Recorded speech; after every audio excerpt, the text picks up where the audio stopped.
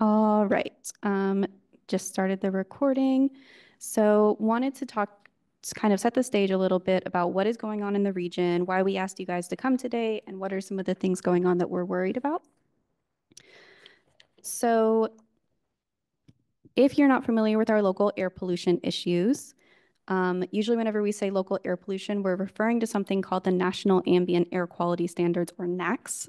You might hear that acronym a lot today, so try to commit that to memory, NAQS.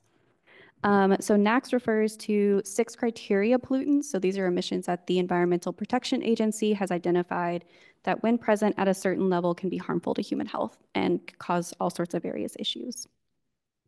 So the NAQS were created by the Clean Air Act that was passed in 1970, and our region has unfortunately struggled for a while to come into attainment for one of the NAQS for the criteria air pollutant ground level ozone. So on the screen, you see the colored counties that the Council of Government serves, the brown and red ones. Those are in, thanks. Those are the counties that are currently designated non-attainment for ground level ozone. And then Tarrant and Dallas County, they're in red because they could potentially be designated also for a different criteria air pollutant, which is particulate matter. There is a new standard that has been put out by the EPA in 2024 regarding particulate matter and how much is safe for humans to be exposed to. And so that is being revisited, and depending on what happens, that could potentially put our 2 counties of Tarrant and Dallas in non-attainment for that criteria pollutant. I do see a question in the chat about the slides, and I see that we've had about 10 more people join virtually.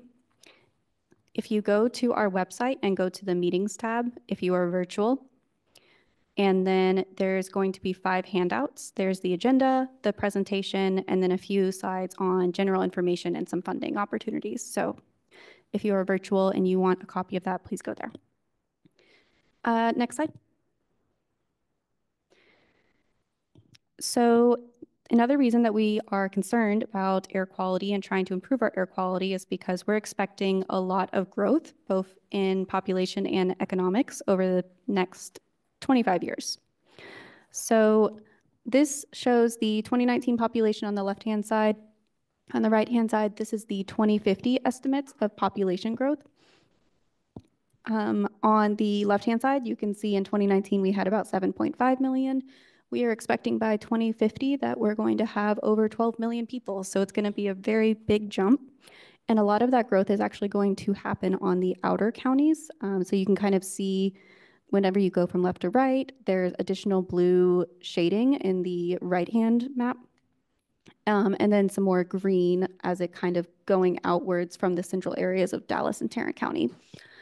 So because this population growth is going to be explosive over the next 25 years, we are very concerned about both more people being exposed to poor air quality, but also the increase in vehicle miles traveled, water, waste demand, electricity, making it even harder for our region to meet the EPA standards for air quality criteria air pollutants. Next slide. And then on the topic of electricity growth and economic growth, so this is the ERCOT, which the annual energy forecast from 2002 to 2030. And really what I want to point out here is that from 2002 to 2022, the electricity growth held pretty steady, and we only had a 3% growth, even though we had a lot of economic and population growth during that time frame. But ERCOT is projecting from 2024 to 2030 a huge growth. So that's just about a 5-year time frame. So 13% grow in electricity demand. That is primarily due to large loads, is what they call, which is the data centers that they use for AI, cryptocurrency mining, and then some new industrial processes such as hydrogen, oil, and gas recovery. So that is also going to make it harder for our region to improve air quality because there is emissions associated with electricity as well. Next slide.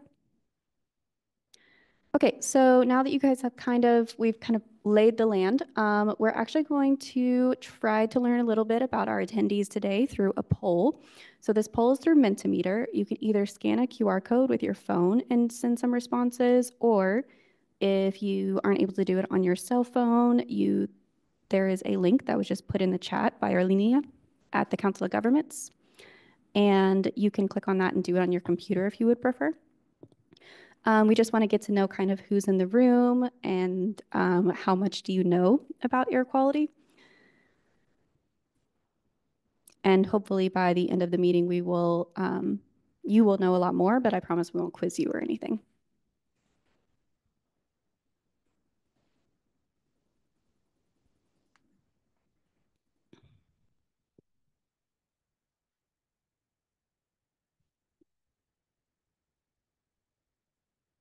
Anyone having any issues? Everyone able to join that is able and want to? Regarding the survey results, we will probably write a summary and post it online, but the survey doesn't require anyone to sign in or anything, so it's completely anonymous. So whatever you guys say, we won't be able to track it directly to you. Savannah, I'm not able to get past the first question. Yeah, that's normal. Sorry, I should have told you guys. We have to advance it, so we're letting everyone get joined before we start moving forward. All right. We have moved forward one. So first question was, who are you representing? Second question is, what counties do you primarily work in? If you do not work in the 16 county that the council government serves, just make sure to hit none of the above, or you can just hit the counties that you do work in.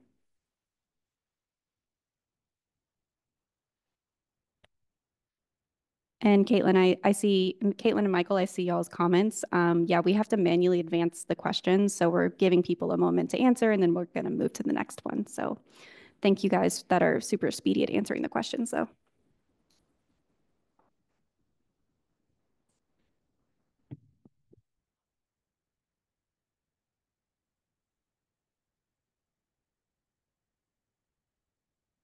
We can see on our end how many people are logged in and how many have responded to the question. So we can see that just 41 out of 55 people have answered. So if you guys are wondering what we're waiting on, is what we're doing.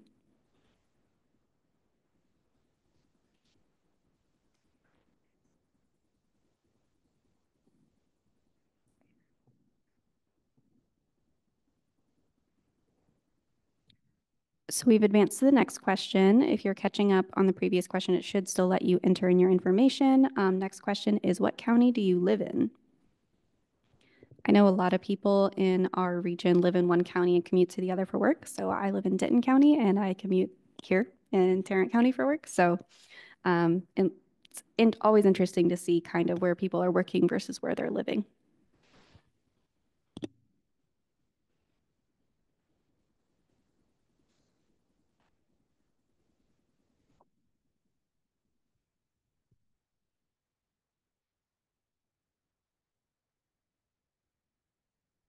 All right. And the last question is going to, oh, wait, sorry. It's actually not the last question. The last question on this slide, we're going to have some other polls later on, is we're asking you to rank which of the following concerns you regarding local air quality. So are you concerned about fees the most? I know that was one of the reasons that a lot of people wanted to come out here. Energy cost, economic development, health impacts, or other. So if you click on the questions, then you should be able to move up and down to rank your answers.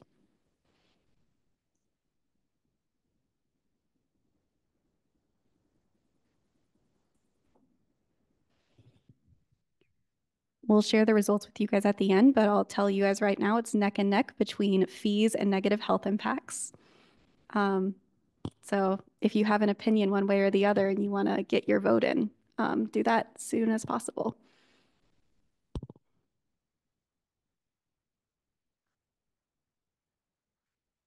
If you're answering other and you want to, give your input and you are either in person or you are interested in answering in chat, you're welcome to add what your other is if you feel like there's something that we weren't considering.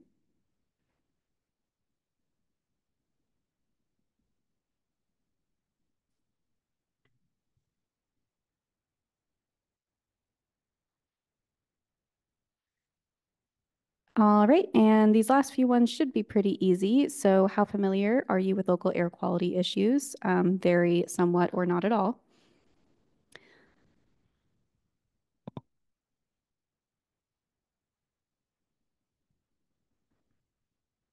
We're getting a lot of very familiars.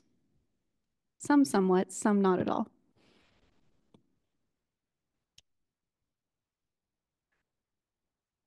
But it's great to know that we have lots of experts. Hopefully you guys can give us some great input.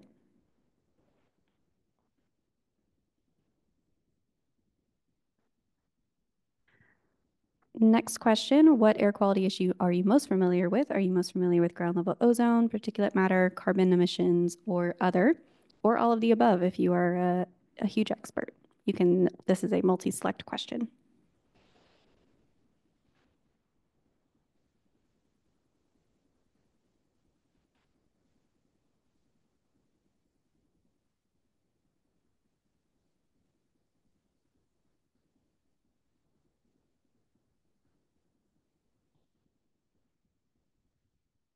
I wasn't expecting so many people to respond particulate matter, but we'll show you guys the results in a moment. And let's go ahead and go to the last question. All right, last question. Do you have any major emission reduction projects planned between now and 2050 to improve air quality?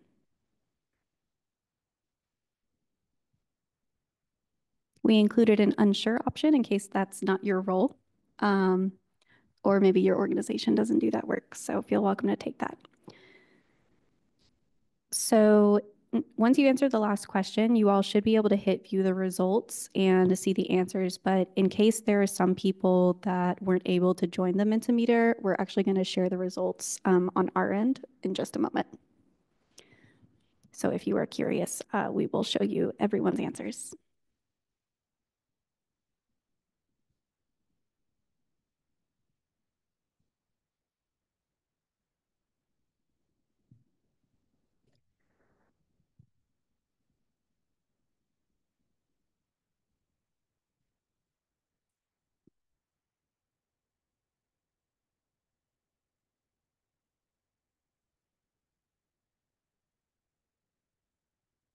All right, so it looks like we mostly have local governments in the room with us, with the second highest being industries. So thank you everyone for joining us. If you're not familiar, many local governments have facilities that also cause a significant amount of emissions that typically can be something like a waste plant. So thank you guys for coming out and helping us talk about air quality. You want to go to the next one? For counties that folks primarily work in, we have Dallas, Denton, and Tarrant County are the top ranked, but it looks like we have representation from almost every single county, thanks to the one person from Palo Pinto who joined and the one person from Somerville. Really glad to see we have very wide regional representation. And for the none of the above people, if you want to let us know where you're from, we definitely are curious who else came to see us. Next slide. Most people are living in Collin County, okay? Tarrant and Denton. For the most highly ranked, biggest concern about local air quality, negative health impacts was first, with fees being a very close second. Then energy costs, economic development, severe weather events, and some others. I mentioned earlier, if you're on Zoom and you want to weigh in on what your other is, you're welcome to write that in the chat. And I do see we have a comment from Phil that says, particulate matter is apparent within 5 minutes of washing my car. Fair enough. For how familiar you are with local air quality issues, it looks like we have a lot of folks that are very familiar and some that are somewhat familiar and some that are not familiar at all. That's okay, you'll be an expert by the end of this meeting. And most people are familiar with ground level ozone, which we expect, just given that our region has been a non-attainment for so many years. Particulate matter is a close second, and then carbon emissions and others are the last two. And finally, do you have major emission reduction projects planned to improve air quality? Highest was unsure. So that's okay. Maybe we can spark some ideas today. Okay, Thank you all for working through those polls with us. Now you're going to hear from Chris Klaus, who is our program manager from the Air Quality and Management Operations team. And he will make sure you are all an expert in air quality by the end of this. Well, I'm not going to commit to that. But we'll try to do what we can. It was good. It looked like a lot of folks had some good experience with this stuff or knowledge to it. So I hope not to bore those that are probably just as or more knowledgeable than we are on this subject matter. I'll try to walk you through, because it's really why are we here today is some of the, I guess, the determining factor, and want to definitely thank everyone for participating and taking the time out of your day to be with us to help with the situation that we're talking about. So next slide. The Clean Air Act has 6 criteria pollutants. We are in compliant with all of them except ozone. So that's our primary focus here today. But we have some, I think it was previously mentioned, there is some situation with particulate matter that we're kind of waiting to see how all this pans out.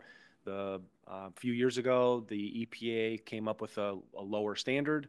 We look at the monitoring data. There's a monitor in downtown Dallas. Chris, can you speak a little bit closer to the mic? The people on the Zoom are saying it's a little hard to hear you.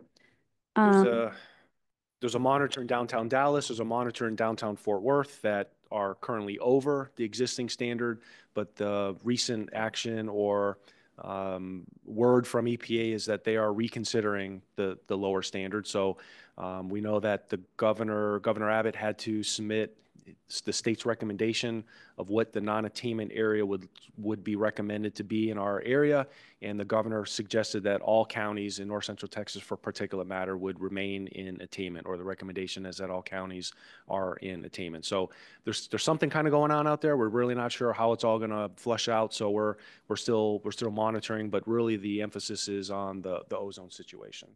Next, please. So to give you what we look at to track to see how well we are doing with regards to the standard, it's called the design value. So it's a 3-year average, or it's a fourth high average over 3 years. And you can see that, ever since the time frame of the 2016, 2018, I have a pointer, at least for those that are the 2016, 2018 time frame is when we hit our lowest design value over a 3-year period at 76.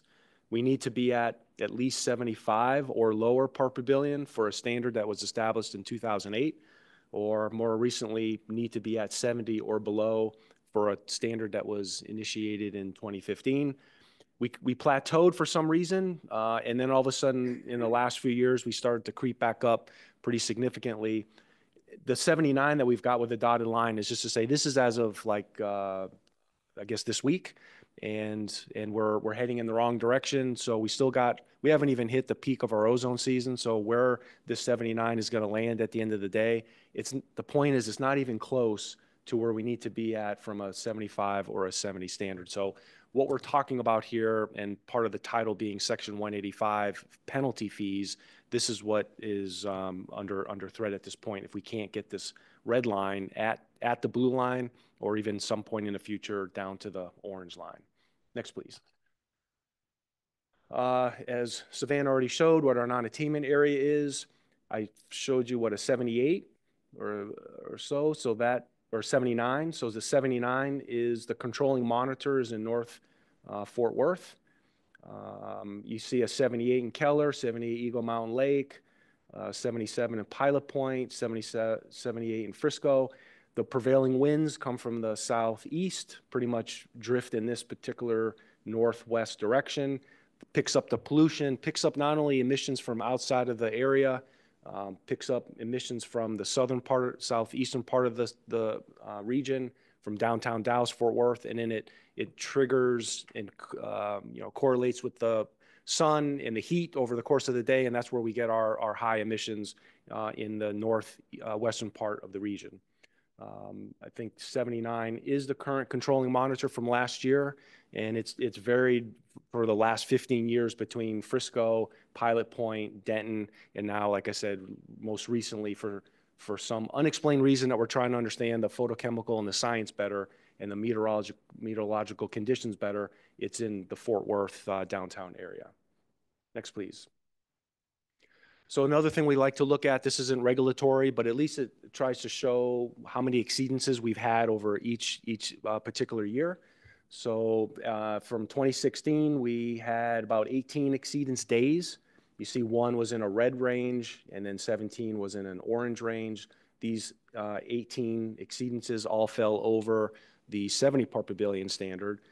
But you can see that since 2016 was our low point, we're trucking along pretty good. Nice. You put a straight line interpolation between 1998 to 2016. You know, there was a lot of excitement, a lot of optimism that we're going in a good direction. The number of exceedances are going down, a lot of less unhealthy air days for our general public. But then for some reason, since 2017, except 2020, it's going in the wrong direction. Our number of exceedances are going back up, and the level of exceedances of a particular day are going up. So right now we're at 6. We're in June. So again, the first half of the ozone season. I think this time last year we had 8. So we're a little bit less than what we had last year, which was a really bad year, but not too far away. So we on a daily basis, we definitely look at all this, look at the weather conditions, look at the forecasts, and try to see and hope and that everything that we're doing in the region is going to have some effort to try to minimize the amount of ozone that's actually created. Next slide. So this is what we call source apportionment, you know, in terms of getting an idea of where the emissions might be coming from in our region. Now, this is from our region, so this is local emissions. The state, who is responsible for the state implementation plan, a plan that is to be provided to EPA in terms of how a region will reach attainment, is the agency responsible for putting these plans together. But what their photochemical models pretty much says is, before the first person wakes up in the day, there's already, you know, the contribution locally is only around 30%. It could be as high as, you know, 60 to 70% of emissions in our area that weren't from our area. So these would constitute around the 30 to 40% from local generation. You can see on the left-hand side, I've got a 2020 or a 2006, where we were at 581 tons per day. Estimated of nitrogen oxides plus volatile organic compounds combined together equal, with sunlight, equal ozone. It's determined that VOCs isn't necessarily the pollutant that we should be focusing on. We should be focusing on nitrogen oxide reductions, man-made emissions. So that's why we're showing that here. But in contrast to 2026, our emission inventory for NOx was around 187. So we've reduced around 2/3 of our NOx over a 20-year period, which is amazing. But why is the emission trends going in the wrong direction when we're told you got to reduce NOx, reduce NOx, reduce NOx? We've reduced 2/3 of our NOx in our region that we're locally responsible for, and yet, however, our emissions are going, you know, in the wrong direction. So these are the types of scientific and research things that we're looking at. We're asking, we have inquiries out to TCEQ to try to help us understand a lot better why is this disconnect here with the reduction in NOx versus the increase in ozone and exceedances. You can see point sources in the blue is around 10% in 2006. The emissions from point sources have gone down, but because, say, for example, on-road mobile, which is orange, went down from 49% down to 32%, the share of point sources, for example, is 18%. And point sources would be considered industry. Large facilities at not a whole lot of quantity, not a whole lot of locations. Okay, next, please. So I want to just highlight most of the staff here. You know, the staff here is either from our Environment and Development Department or our Transportation Department. What I'm showing here is at least a publication that we put together in the Transportation Department. The first half of it goes through a little bit of an introduction and an understanding and explanation of the ozone, which is kind of what I just went through. And the second half is a lot of the control strategies and programs that we have implemented on a local basis, whether it's funding through Department of Energy or Federal Transit, Federal Highway, EPA, Department of Energy. I think I already said that. All these federal or state agencies, along with the support of our elected officials, to be able to implement a whole bunch of projects that can help to reduce the amount of on-road mobile emissions that I showed you in the previous slide. So we're updating this here. It'll be released soon, but this is at least a nice little handbook that shows kind of what it explains a little bit and highlights some things.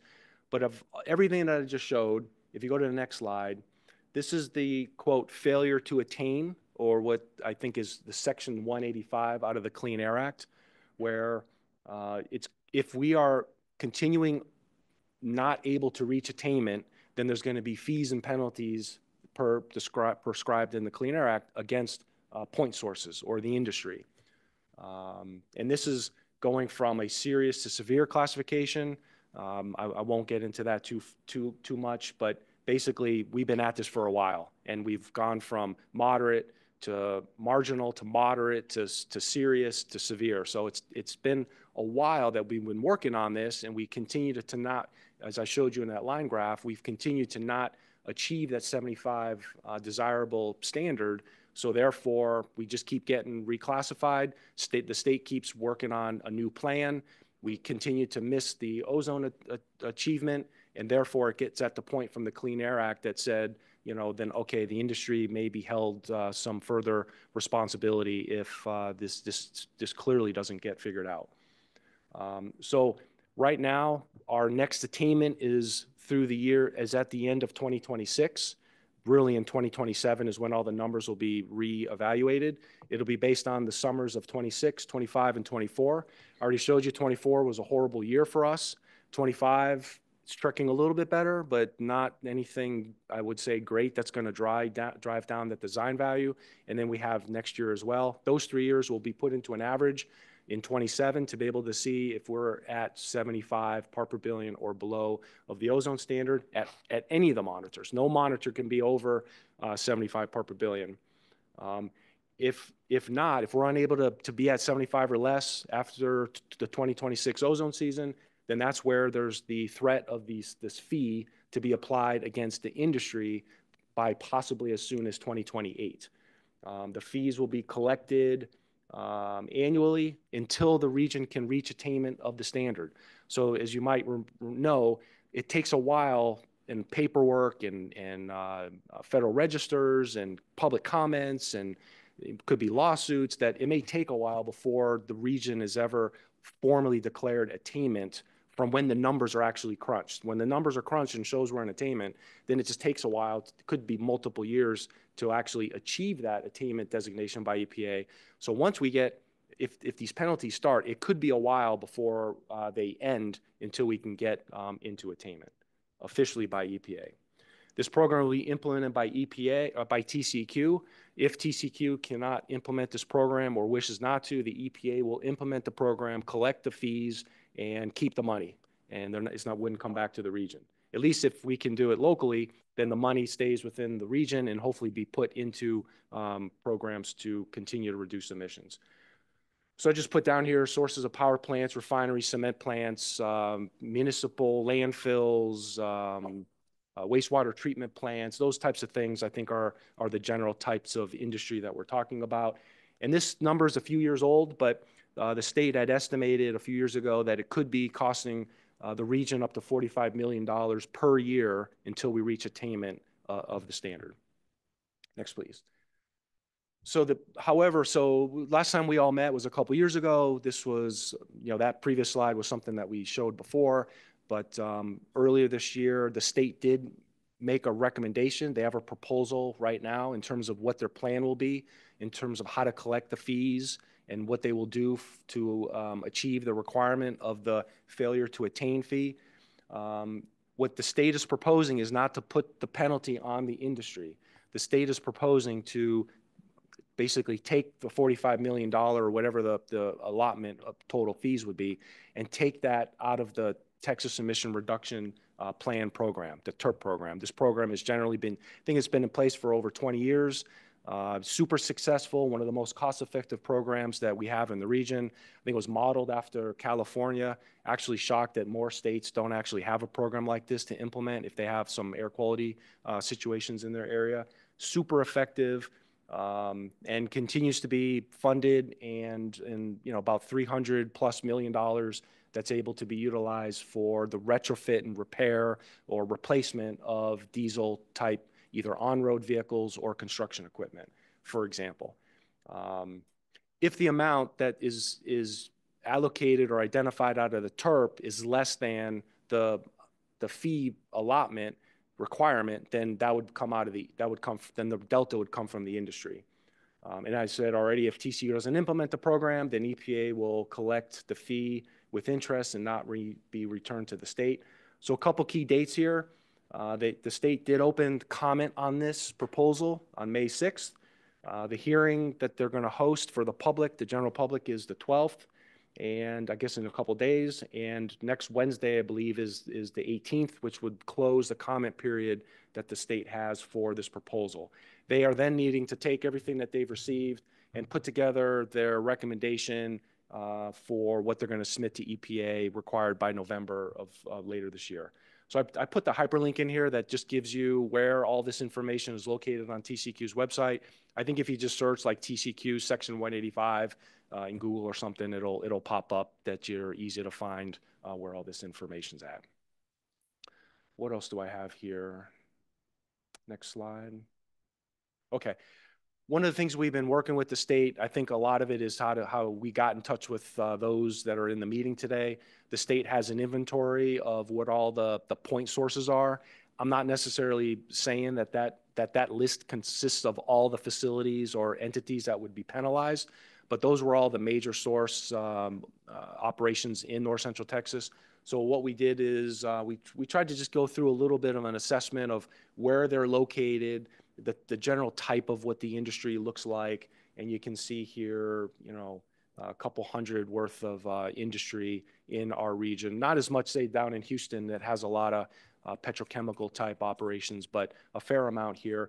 This not only includes, so this is kind of a interesting point, this is not just the private company, this is also municipal. So if there's a municipal, if there's a city that actually runs and responsible for, say, a power plant, then the city would likely be held responsible for contributing or paying for the fees for the NOx emissions from that particular facility. But the proposal that the state has, that wouldn't be the case, because they would take the credit or the money from the fee money from the TERP program.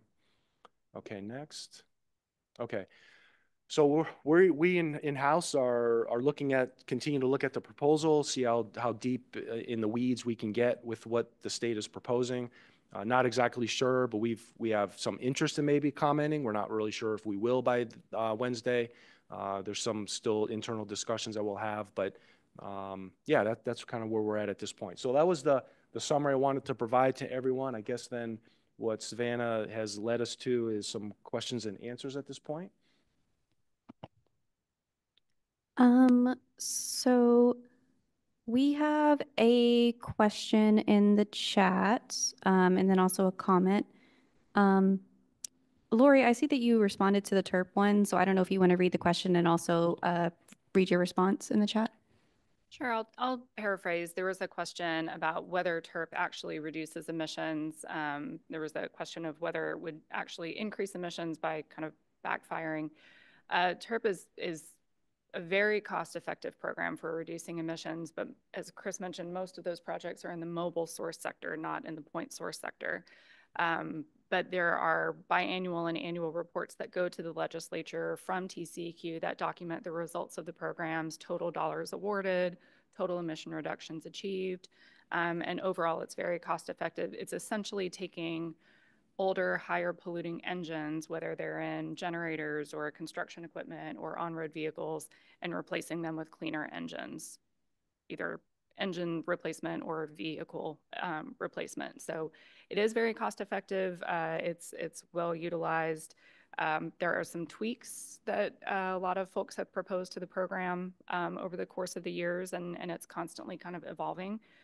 So there's always room, I think, for programs to evolve and improve. Any questions from those in the room? If you have a question, You can, if you didn't hear me talk about this earlier, if you have a mic near you, you can tap the little speaky voice and the red light will come on. Then you can speak into it and everyone in the room, and then also those online will be able to hear you. If you are online, you can either put your question in the chat, or if you would like to use the raise your hand feature, you can do that as well. So, questions in the, oh, sorry, go ahead. In the back. Hi, thank you. My name is Ian Siemens. I work for Environment Texas. Question about the alternative fee structure. Have any other states implemented an alternative fee structure where the government pays the fee for industry? It's a good question. I'm not aware. Not to say that it hasn't. I haven't looked to see if that has actually been done elsewhere. If someone got to this level that they were having to have to deal with this fee, how did they deal with it? I know that part of I think the summary that the state gave in their last briefing was that this was a strategy that was previously utilized and approved by EPA, I think for Houston some time ago. Not sure where EPA stands today on how they're going to accept this proposal or this recommendation. So elsewhere across the country, I'm not sure, but definitely this strategy seems to have been used before in Houston with success or approval by EPA.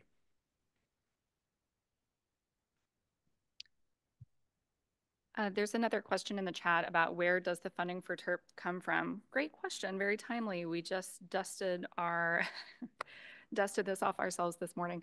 So TERP is what we kind of describe as a self-funded program. The revenues for the program are the revenues that are used to actually fund the projects that are awarded through that program.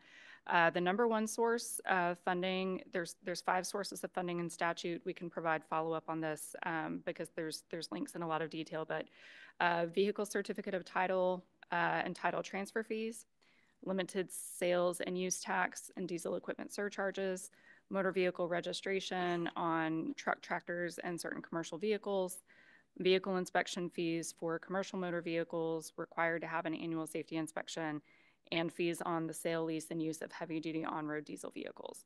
So all of those different revenue streams go up into what's called the TERP Trust Fund. No less than 35% of that goes to TxDOT for the State Highway Fund, and then the 65%, up to 65% stays with TCEQ for TERP programs and administration, which, if you're familiar with TERP, there's actually probably 9 different individual programs within the TERP umbrella. But that's the source of funding, and we can provide, we can upload a document that illustrates that.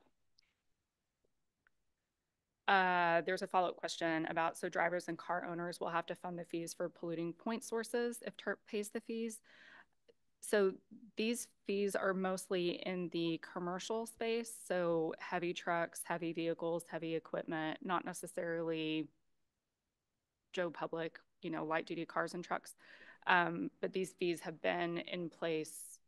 These fees will be in place regardless of whether or not TCEQ uses the TERP program to satisfy the Section 185 fee requirements. TERP as a program and all of the revenue sources for that program will stay in place as long as TERP stays in place, which also lasts until we are designated attainment. So it's just a question of, I think, the accounting and whether or not TERP is used as credit for Section 185, but it would not change whether or not the fees are collected. If that helps. Just confirming that everyone online was able to hear Lori's response and no follow-up questions on that. If not, I see Catherine, your hand is raised. If you're able to come off mute, you're welcome to ask your question or give a comment. Catherine from you're a public citizen. Hey, good afternoon. Can you hear me? Yes, ma'am, loud and clear. Hey, Catherine Gadra with Public Citizen. I just wanted to give a few comments. Drivers in Texas already do their part to reduce air pollution when they pay into that TERP program. When Congress created the Section 185 fee program, it intended the fee to be assessed against major stationary sources of pollution, not mobile sources of pollution. If the program is administered as intended, it would generate new revenue that could be used to reduce air pollution, and also gives industry sort of a financial incentive to work towards attainment in both the DFW and Houston, Galveston, Brazoria areas that badly need it. But TCQ's proposal essentially turns this program on its head and is using what I'm calling an accounting trick to forgive industry obligation that Congress has deliberately placed on them. So this plan won't generate any new revenue. It won't lead to any new pollution reductions as intended. And it's really just not fair to Texas drivers who are already doing their part. So I would encourage NCT COG and anyone who has an interest in clean air to comment to ensure that the program is implemented the way it was intended and that it effectively improves the air quality. Thanks. Thank you so much for that feedback. Are there any other questions in the room or any comments that somebody or questions from the folks online? As I mentioned, but I know some more people are hopping online. You can either raise your hand and we can call on you. You can unmute yourself, or if you would like to write your question in the chat, we can verbally read it to everyone and answer it. Oh, sorry, go ahead. Yeah, just another clarification on the fee.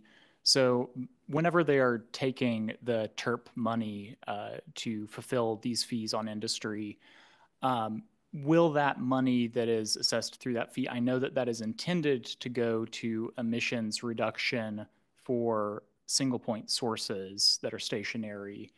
Will that money indeed go to those stationary sources and not remain really TERP funds, or will they just effectively stay in place and it's just totally an accounting trick?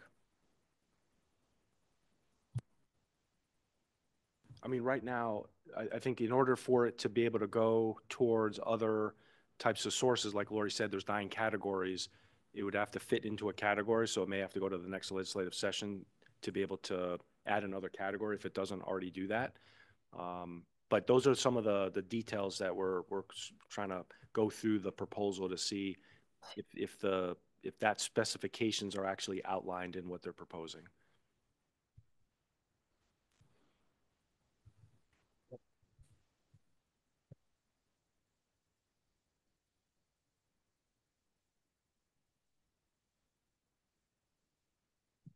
So earlier I put in the chat the link to the TCEQ's website that Chris had shared that you can go and provide comments. Comments are due by June 18th.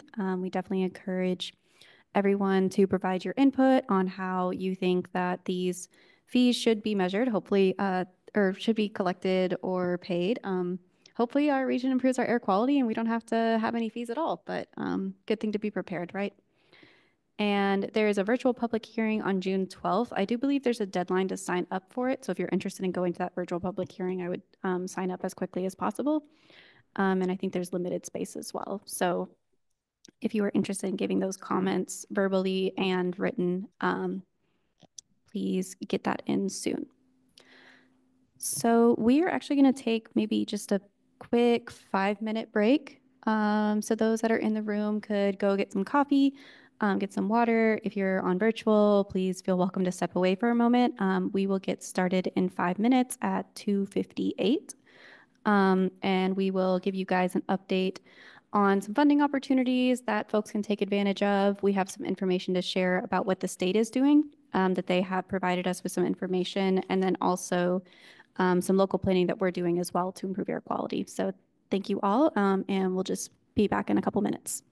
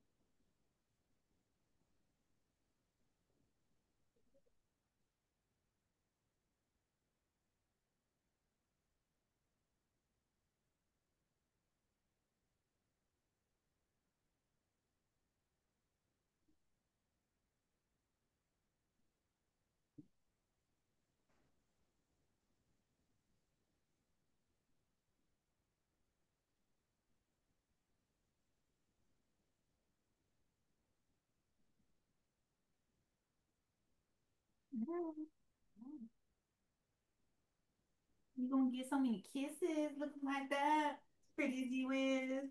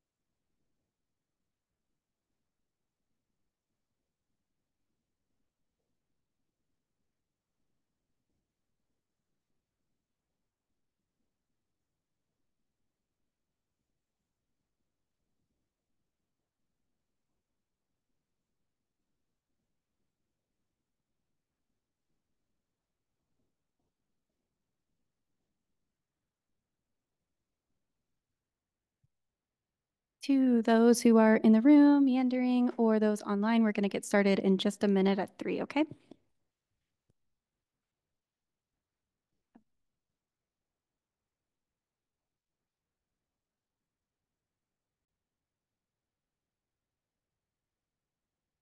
And those online, confirm that you guys can hear us okay. Just give us a thumbs up or put in the chat.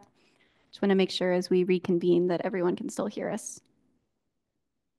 Okay, thank you for the thumbs up. We'll get started in just a moment.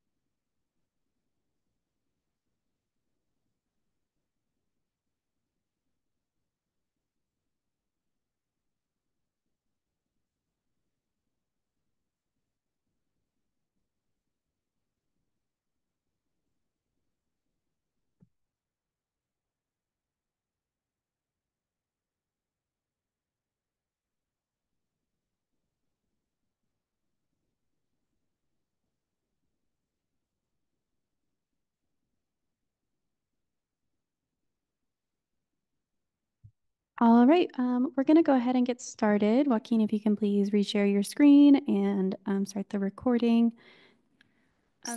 Savannah, before we keep going, I want to jump in just with a point of clarification, just to make sure everybody understands. We are hosting the meeting to have the conversation about Section 185 fees, but really our only role in this is to share information, right? And then potentially we may provide comments, but just wanted everybody to understand we don't have a role in collecting any fees, administering any fees, making any final decisions. So this is really just an educational opportunity that we wanted to make available for everybody. So it is a Clean Air Act requirement from the federal level imposed on the state. The state, through Texas Commission on Environmental Quality, has the responsibility to carry out the program. And then, as Chris says, if TCEQ fails to implement the Section 185 fees, then EPA would do it instead. So just wanted to make sure that nobody thought that we were in charge. So thanks. All right, well, thank you, Lori, for that clarification. So on that note, I think that's a good transition into some discussion on what the state is doing. So the state is very involved in, of course, helping areas such as our region in Houston that are having non-attainment issues, including through the development of the State Implementation Plan, or SIP. But they also are working on a comprehensive plan to improve air quality through a grant program that is from the Environmental Protection Agency. It's called the Climate Pollution Reduction Grants. The Council of Governments also has funding, so you're going to hear about some work that is happening both at the state level and then also regionally in a moment. Unfortunately, Casey, who is the person at the TCEQ that's working on this specific program, was not able to join us today. She is on vacation. And we really wanted to have this meeting before the Section 185 fee comment period closed. So we unfortunately weren't able to wait for her to come back. But she sent a couple slides that she wanted us to share with you all. So I'm going to cover those for her. Next slide. So if you've never heard of the Climate Pollution Reduction Grants, or CPRG planning grants, this is Environmental Protection Agency money that was authorized by the Inflation Reduction Act whenever it passed in 2022. I think 48 out of 50 states are participating, and then any major metropolitan area, for the most part, is participating as well, except for a few on and off. If you want to go to the EPA's website, then you can see they have a map with everyone who is participating in this program. But really, the point of this program was to make regional and statewide plans to improve air quality. There was 3 deliverables for anyone who got this funding. The first is a priority action plan that was due actually back last year. And that was for everyone who's participating in this program. So if you want to see anybody's plan, you can go on the EPA's website and see that. And the TCEQ's plan is on their website. So the priority plans were really supposed to be, what are you supposed to do over the next 5 years to improve air quality? And then there is a comprehensive plan that's due at the end of this year that also everyone who was awarded this grant was working on. And then also there's going to be a status report due in 2027 talking about how those of us that developed plans did in implementing this. So Texas is taking a very similar approach to our region, where we're trying to take into consideration both the EPA's priorities, which is primarily the reduction of carbon dioxide emissions, but also criteria pollutant emissions that are impacting us locally. And then the state is currently proposing to only have voluntary actions in their plan. So it can't be like, we're going to ban all the gasoline lawnmowers or anything like that. It's really just voluntary things that people can do, trying to create kind of a list of what people can buy into to improve air quality. Next slide. And these are a list of their voluntary actions. This is very long, so I'm not going to go through all of these, but I would say it's pretty comprehensive. This is based off the input that they received for the first plan, so the priority plan, the 5-year plan that's already been submitted. I know a lot of their actions they're proposing to move forward into the comprehensive plan that they're working on, but they are still taking input. So if you see something on this slide that you either think is a great idea and you really think that the TCEQ should include that, we're going to give you a link to where you can provide input on their website later on. If you see something that you think is maybe not the best idea or there's a better way to implement it, I'm sure they welcome all feedback. A couple things that I wanted to highlight is they are very focused on the industrial sector and then also the oil and gasoline sector, just because that is really their role as a state agency. It's not really their role to be involved in local planning. Like the TCEQ doesn't really need to do sidewalk planning. That's just not really their role. That's something that's better done at the regional level. So whenever you're looking at their plan versus later on, you're going to hear us talk about the plan that we're developing. You'll notice that they have more of a focus on the electricity generation, oil, gas industry. They don't necessarily have things like expanding transit use or making transit more accessible, because that's really something that's done at the local level, and it's not really something that they have historically had a lot of control over. But if you want to talk to them about that, I'm sure they would welcome that insight. So they have some transportation voluntary actions. Most of that is actually related to the TERP program, which we'll talk about later. And then they also have just a big other sector section about sustainable agriculture and forestry, and then various energy efficiency and weatherization and landfill related actions that could be done. Next slide. And the TCEQ has very kindly put together a list of some key resources, especially for folks in the industrial sector. Hopefully you guys are familiar with these, but in case you're not, maybe it'll be exciting. So the EPA has a list of funding opportunities that are available online.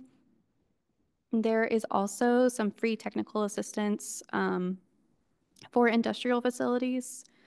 And there's also sometimes opportunities to implement these plans that are developed through these technical assistants. So those are available online as well. We talked about the Texas Emissions Reduction Plan earlier. So that is the TERP program. The TERP program has, I believe, 10 individual programs that are in it, and each one of those fund different things. So there can be, most of it is for heavy duty diesel vehicle replacement, but you can also purchase new alternative fuel vehicles, so natural gas, electric, or hydrogen. And then there's also what's called the New Technology Implementation Grant that can be used to implement renewable energy projects, battery storage, and the like. So it definitely is a great program that has a decent amount of funding that we encourage everyone to check out. And they're going to be opening and closing those programs. They work on a cycle that times with our legislative session. And so usually they start opening programs in September of an odd number year. So that would be this year. And they go until May of the next odd number year. So 2027, those 10 grant programs will be opening and closing. They have also identified some grants to plug low producing conventional oil and gas wells. And then there's some additional technical support. So I mentioned this earlier, but for those who maybe hopped on a little late, there is a slides, agenda, and handouts can be found on our website. So if you're interested in these slides, but we'll also send it as a follow-up to everyone who gives us their email. Next slide. And then here is the link for the Texas Commission on Environmental Quality's webpage on CPRG. And then you can see that they also have a email where you can send any input on what kind of voluntary measures you would like to see included in their long-term plan that is focused on how everyone can improve air quality through 2050. Next slide. Okay, I'm going to hand it to Lori to chat about some funding ops. So I'm just going to do a quick intermission here before Savannah keeps talking about what we are doing under with our funding under EPA's Climate Pollution Reduction Grant Program to talk about funding, since TCEQ themselves had put together a list of resources. Next slide. Oh, so the first thing I want to mention is PACE. So PACE stands for Property Assessed Clean Energy. This is a program, and in Texas we have commercial PACE. Other parts of the country, it's can be applicable to residential property, but not in Texas. So this was established by the state of Texas in 2013 under local government code. And the way it works is a local government can set up a PACE district where an owner of a commercial, industrial, or multifamily property, multifamily being defined as 5 or more housing units, can finance energy efficiency and water conservation projects through a voluntary assessment on the property. So the theory here is you have a big industrial property, you have this really high capital efficiency project that would reduce your utility bills like crazy, but you don't know if you're going to be in that property for more than 10 years, and you don't know that you're going to recover the return on investment within that time. The assessment gets attached to the property. So you sell the property to somebody else, that next owner takes on that assessment. So it kind of spreads out the cost of that investment over time and makes it transfer when you sell the property. Lenders like it because you generally pay your taxes on your property. So it tends to be considered somewhat low risk.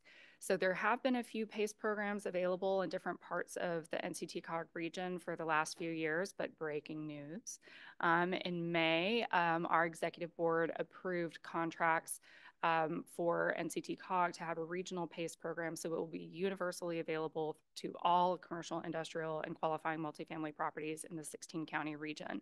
So stay tuned. There will be 2 PACE administrators, Lone Star PACE and Texas PACE. So our office, and this is being managed by our Environment and Development Department. So Sue Alvarez, Alyssa, Corinne, Krista, are here to field any additional questions. If you have questions about the details, I've kind of hit the limits of my knowledge there. But stay tuned. We're setting up all of the program administration documents, things like that. So those opportunities will be rolling out in the near future. So start looking at your properties and figuring out what kind of things you would like to do.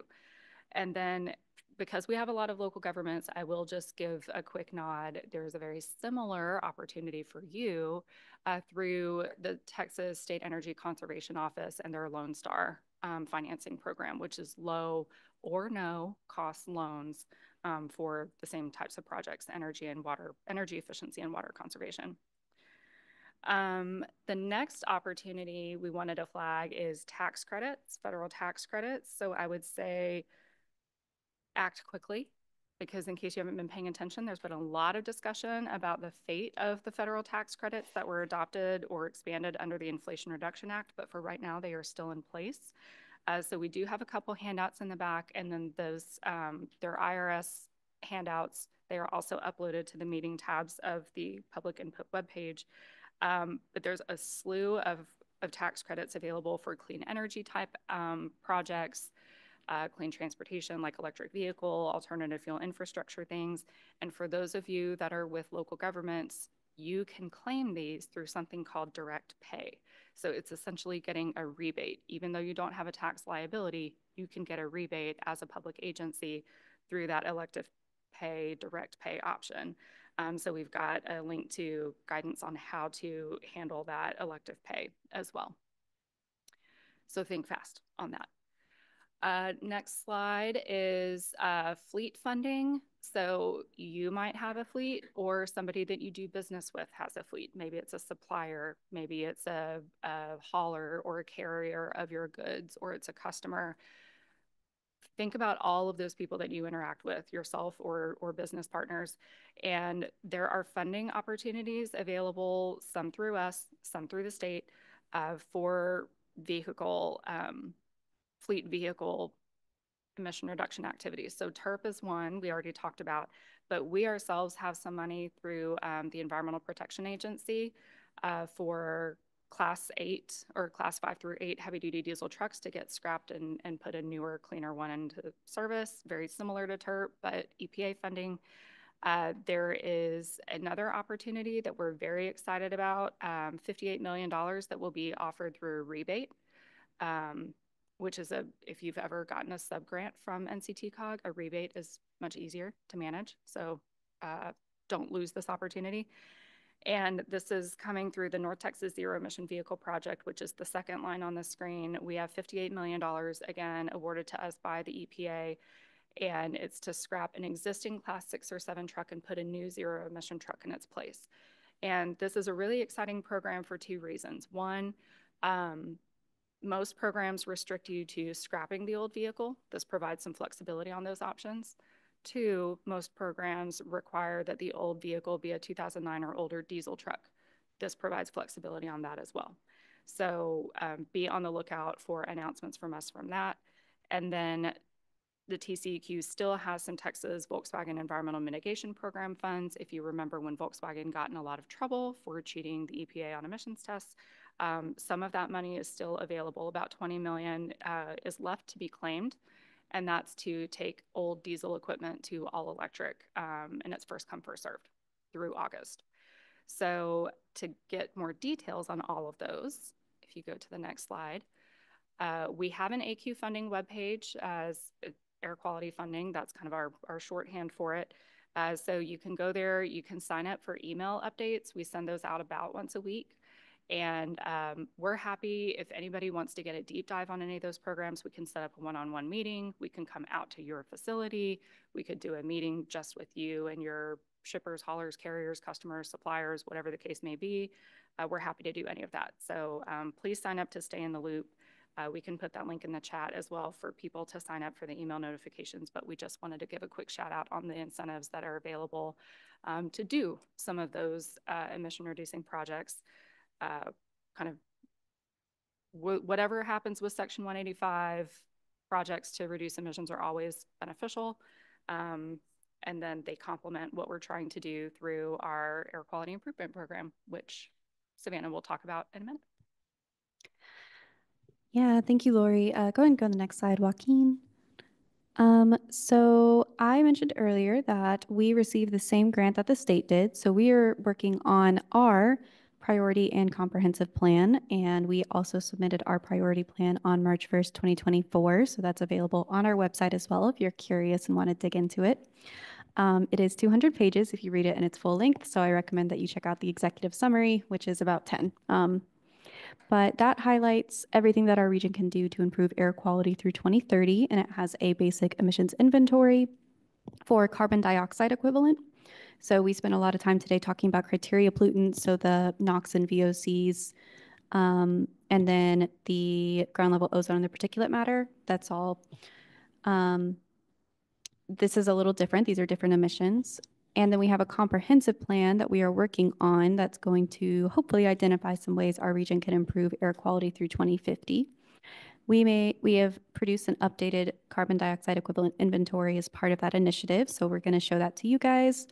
And one of the main things that we need to work on is not only what activities or measures can our region do to improve air quality, but also developing projections and targets. So as a region, we get to set a target for what is our goal to reduce carbon dioxide emissions. Next slide.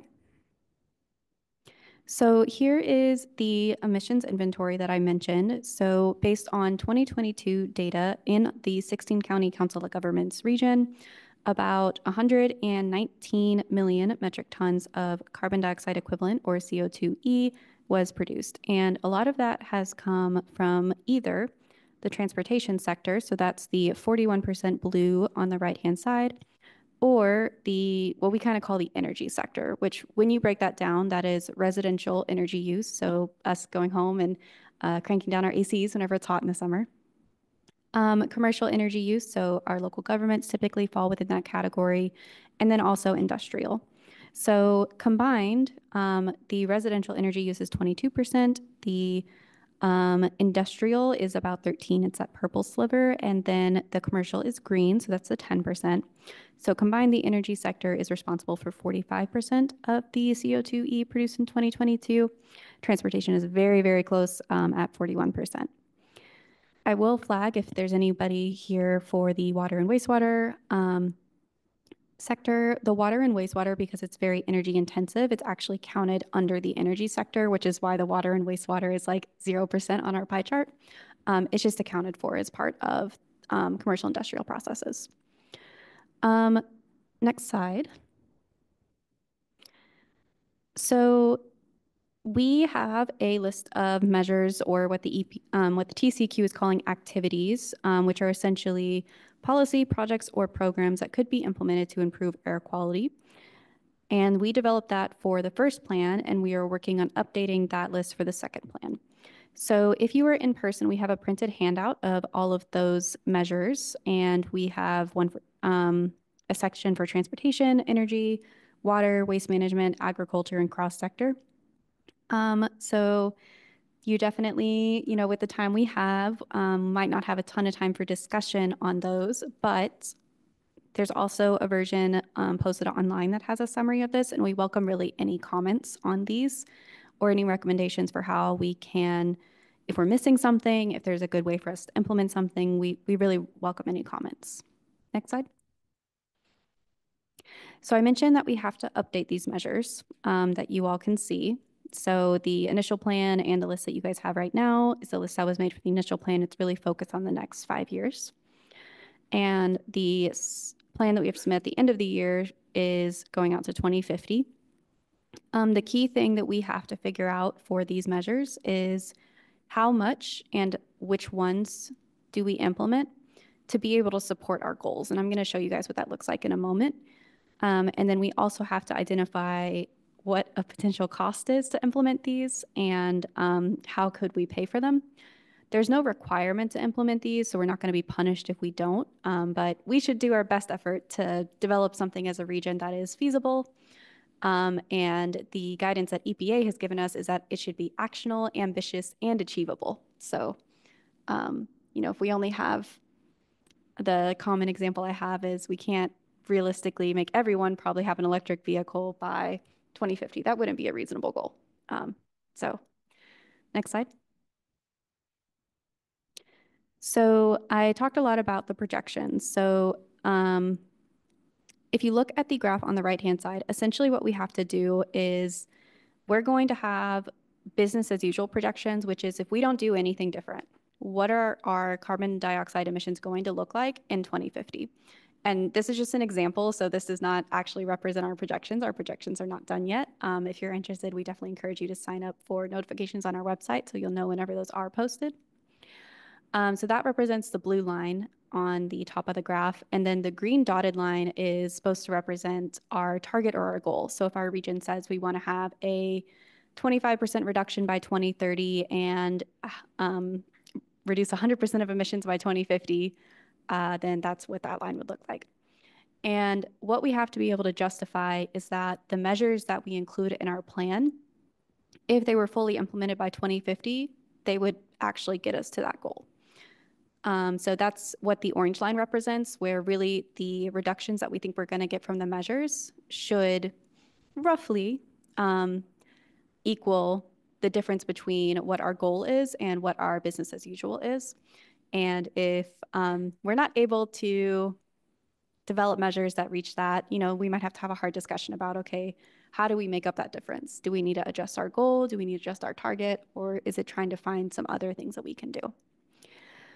So really the EPA is just looking for something that's reasonable, but also that's not naturally something that's going to occur anyway. So showing some effort above and beyond. And then we also have a little table that just talks about what our measures should look like, just for reference, but I'm not going to go over those. Next slide. So whenever we develop our targets, the initial guidance that we received whenever this program initially started was that we needed to be consistent with the previous administration's goals for carbon dioxide reduction. However, those goals have been rescinded. We have not received additional guidance, but I do think it is really helpful to see kind of at scale.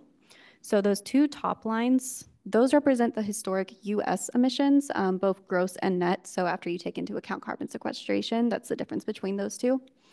And then the lines going down, that was their goal by 2050. So you could see how much of a significant reduction that they were really trying to achieve. It was ambitious. The blue line that's a little bit right under there, that represents the Texas total. And then we are just roughly those stars. So in 2019 and 2022, we had, around 100 million metric tons.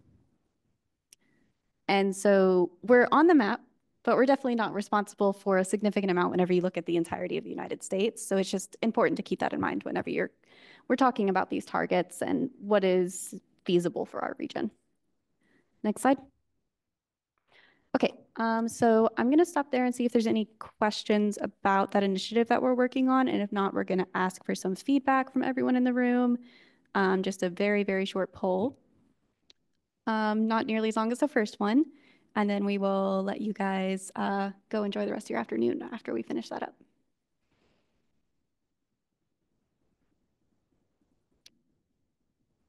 Not seeing any questions, so we're going to go to the next slide. Here is another Mentimeter poll. So thanks for those who hung out with us for the rest of today. If you can scan the QR code, or I'm going to put the link in the chat, you should see a few questions.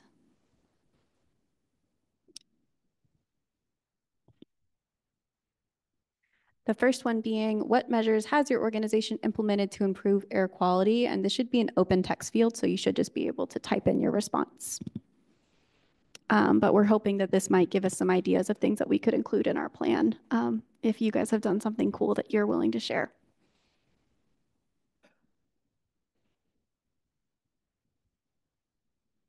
Okay, I see answers popping up. That means it's working, so that's good. Thank you all for giving your input.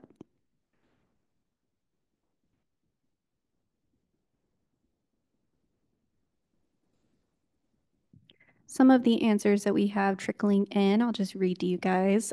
Transit, fuel efficiency, solar panel installations, some marketing and air quality engagement things, chemical replacement, modernized 50-year-old facility. I bet that probably had some pretty significant impacts for sure.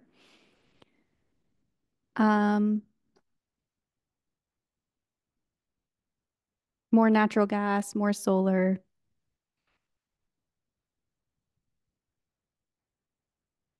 All right, we're going to give like 20 more seconds maybe, and then we'll go to the next one.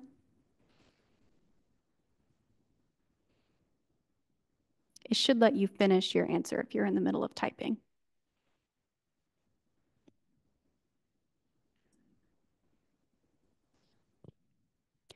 More natural gas usage, implementing shutdown procedures for weekends and holidays to lower energy use, and switching to LED lighting. That's definitely very impactful.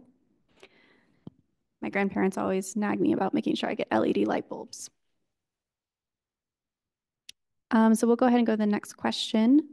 Are there measures that industrial organizations can implement that you recommend that we should be including in the DFW AQIP?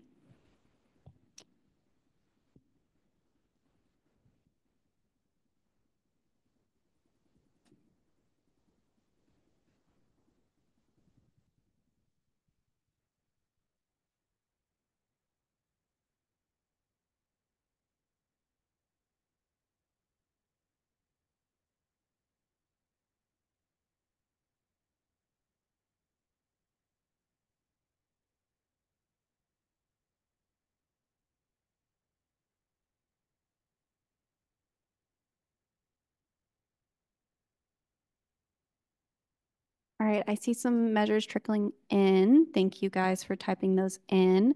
If you're in the middle of typing that, please finish that up. One of the main questions, and sorry, this is cut off on the Mentimeter, which is what kind of support does your organization need to implement the measures? Do you want funding? Do you want more educational meetings? Do you want technical assistance? Do you want maybe some kind of peer exchange with other folks? We'd love to hear what you guys are interested in receiving from either us or maybe some of our partners that we can work with. Somebody said funding. That doesn't surprise me. Yeah, that would be nice. More funding, some educational meetings. Hopefully some people learned a few things. Resources for elected officials.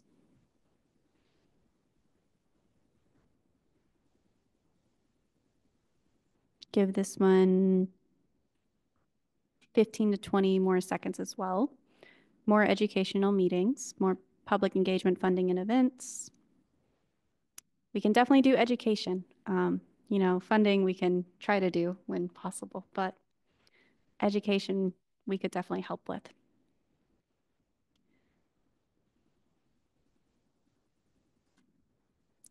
All right.